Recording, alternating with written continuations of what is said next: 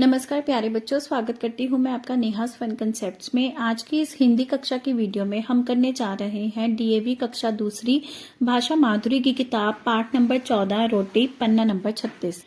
पहले पढ़ेंगे नए शब्द। सरस्वती, माँ सरस्वती विद्या की देवी। चैन, आराम। पाखंड, छल कपट। ढोंग, दिखावा। प्रचार, दूर दूर तक किसी चीज को फैलाना या किसी बात को, मैसेज को फैलाना। मग्न, मस्त, शर्म। स्वामी दयानंद सरस्वती वेदों का प्रचार करते हुए घूम रहे थे। ये है स्वामी दयानंद सरस्वती। वेद जो हमारे हिंदू मैथोलॉजी के वेद हैं, उनका प्रचार करते हुए लोगों के बीच बहुत सारी जगहों में घूम रहे थे। जो मिलता वह खा लेते। घूमते घूमते अब देखो, वो खुद तो रोटी बना नहीं ना सकते थे, तो जो भी लोग उन्हें दे देते थे वही वो खा लेते थे।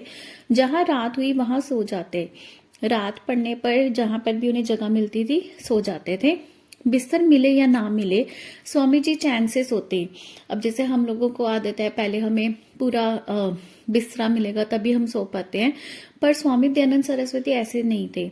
उनको बिस्तर मिले या ना मिले, अगर मिले तो भी ठीक, अगर ना मिले तो सिंपल अपनी जमीन पर ही सो जाते थे। लोगों को सच्चा रास्ता दिखाना ही उनका धर्म था। लोग बड़े ध्यान से उनकी बातें सुनते, लोग भी उनका फॉलो करते थे। जो भी वो उनको बताते थे ध्यान से उनकी बातें सुनते थे, सच्चा रास्ता दिखाते थे लोगों को। ढोंग और पाखंड छोड़ने का वादा करते, और लोग ये भी कहते कि हम कोई भी ढोंग, दिखावा या कुछ भी छल कपट नहीं करेंगे, ऐसा उनके साथ प्रॉमिस करते। स्वामी जी एक दिन रात को एक गांव में रुके, वहां लोगों को सच्चा मानव धर्म बताया। एक दिन वह किसी विलेज में रुके और वहां पर लोगों को उन्होंने बताया कि मानव का क्या धर्म है, मनुष्य का क्या कर्तव्य है। स्वामी जी की बात खत्म हुई तो एक गरीब उनके लिए रोटी लाया। वह प्यार से रोटी खाने लगे। रोटी लाने वाले गरीब पंखे से हवा करने लग गया। इतने में एक आदमी चिल्लाया, स्वामी जी यह रोटी छोड़ दो, यह नाई की रोटी है, मैं आपके लिए और रोटी लाया हूँ। वह आदमी स्वामी जी के पास आ गया। अब देखिए यहाँ पर यह है नाई, और नाई स्वामी दयानंद सरस्वती जी के लिए प्यार से बनाकर रोटी लेकर आया कि मैं उनको रोटी दूंगा, वो खा लेंगे। तो स्वामी दयानंद जी उनसे रोटी ले भी लेते हैं, खाने भी लगते हैं। पास में खड़ा हुआ नाई हवा करने लगता है, जैसे कपड़े से ऐसे से हम हवा नहीं करते ताकि कोई मक्खी मच्छर आके ना बैठे, तो वैसे करने लग गया। स्वामी दयानंद जी खाने भी लगे रोटी। तभी एक आदमी आता है, कहता है ये रोटी छोड़ दो, ये नाई की रोटी है, मैं रोटी बना के लेके आया हूं, आप वो खाओ, आप इस गरीब इंसान की रोटी मत खाओ।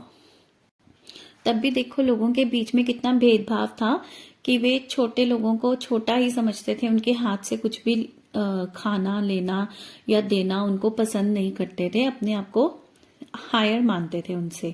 तो स्वामी जी उस इंसान का किस तरह से घमंड चकनाचूर करते हैं, आगे बढ़ते हैं। स्वामी जी धीमे से मुस्कुराए, रोटी को अल्टा पलटा, फिर बोले, इस पर तो कहीं नाई नहीं लिखा, यह तो गेहूं की रोटी है।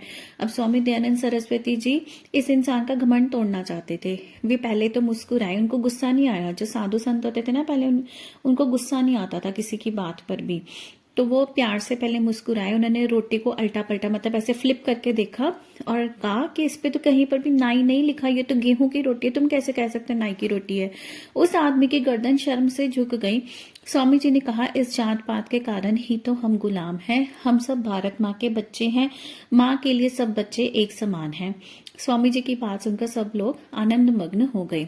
अब जब स्वामी दयानंद जी ने ये कहा कि ये रोटी तो गेहूं के आटे से बनी है, इस पर तो छोटा बड़ा कुछ भी नहीं लिखा हुआ, तुम कैसे कह सकते हो ये नाई की रोटी है। तो कहते हैं यही भेदभाव जो है हमारे मनों में अभी भी फंसा हुआ है, और इसी के कारण ही हम गुलाम हैं। इस जात पात के भेदभाव के ही हम गुलाम हैं। हम तो सभी भारत माँ के बच्चे हैं, सभी बच्चे एक समान होते हैं। एक माँ के सभी बच्चे एक समान होते हैं ना। माँ को अपने किसी भी बच्चे में ऐसा नहीं लगता कि ये बच्चा मुझे प्यारा है, ये कम प्यारा है, ऐसे नहीं होता। सभी बच्चे एक समान होते हैं माँ के लिए। तो वैसे ही भारत माँ के लिए सभी बच्चे एक समान है। तो फिर ये सारी बातें सुनकर इस इंसान की जो गर्दन थी शर्म से झुक गई, और सभी जो इंसान वहां बैठे थे, मनुष्य वहां बैठे थे, उन सबको एक लेसन मिला कि हमें कभी भी जात पात के भेदभाव में नहीं फंसना चाहिए, हम सभी एक समान हैं। आइए अब करते हैं इसका अभ्यास कार्य पन्ना नंबर 37 पर। सही शब्द चुनकर वाक्य पूरे कीजिए। स्वामी जी डैश से सोते, चैन से सोते कि आराम से सोते? चैन से सोते। चैप्टर में चैन आया हुआ है। गरीब पंखे से डैश से करने लगा, हवा करने लगा या दवा करने लगा? हवा करने लगा। वह फिर से डैश खाने लगे, वह फिर से केला खाने लगे कि रोटी खाने लगे? रोटी खाने लगे। यह तो डैश की रोटी है, ये तो गेहूं की रोटी है कि नाई की रोटी है? गेहूं की रोटी है। स्वामी जी डैश का प्रचार करते हुए घूम रहे थे, वेदों का प्रचार करते हुए कि कपड़ों का प्रचार करते हुए? वेदों का प्रचार करते हुए। प्रश्न 2, नीचे लिखे वाक्यों के लिए हाँ या नहीं लिखिए। पहला है स्वामी जी एक दिन शहर में रुके? नहीं, वे तो गांव में रुके थे। नेक्स्ट, अमीर आदमी स्वामी जी के लिए रोटी लाया? नहीं, गरीब आदमी लेकर आया था, नाई लेकर आया था। स्वामी जी तेजी से मुस्कुराए? नहीं, धीमे से मुस्कुराए। लोग ध्यान से उनकी बातें सुनते? हाँ। उस आदमी की गर्दन शर्म से झुक गई? हाँ। अब बच्चों पहले करेंगे शब्दार्थ।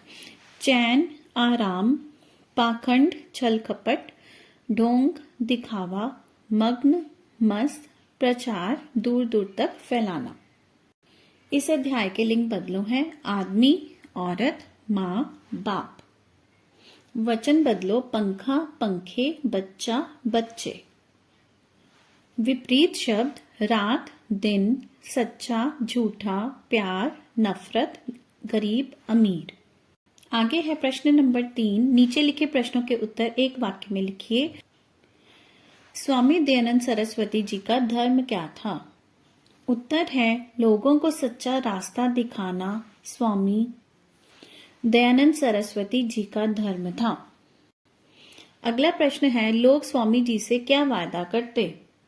उत्तर है लोग स्वामी जी से ढोंग और पखंड छोड़ने का वादा करते। अगला प्रश्न है स्वामी जी के अनुसार हम गुलाम किस कारण हैं? उत्तर है स्वामी जी के अनुसार हम जात पात के गुलाम हैं। अगला प्रश्न है भारत माँ के सब बच्चे कैसे हैं? उत्तर है भारत माँ के सब बच्चे एक समान हैं। अगला प्रश्न है स्वामी जी की बात सुनकर लोगों को कैसे लगा? उत्तर है स्वामी जी की बात सुनकर लोग आनंद मग्न हो गए। प्रश्न 4, पाठ में आए आधे अक्षर वाले कोई 10 शब्द लिखिए जैसे कि स्वामी, इसमें आधा स है, इस तरह से हम और शब्द लिखेंगे। बिस्तर, मग्न, रास्ता, ध्यान, खत्म, चिल्लाया, मुस्कुराए, बच्चे, प्यार, सच्चा। प्रश्न 5, नीचे दिए गए शब्दों से वाक्य बनाइए। पहला है चैन। चैन से हम लिख सकते हैं मैं कल रात चैन से सोया। गरीब, हमें गरीब लोगों की मदद करनी चाहिए। समान, हिंदू मुसलमान एक समान हैं। मग्न, भजन सुनकर मैं आनंद मग्न हो गई। धर्म, जात पात के भेदभाव को छोड़ना ही असली मानव धर्म है।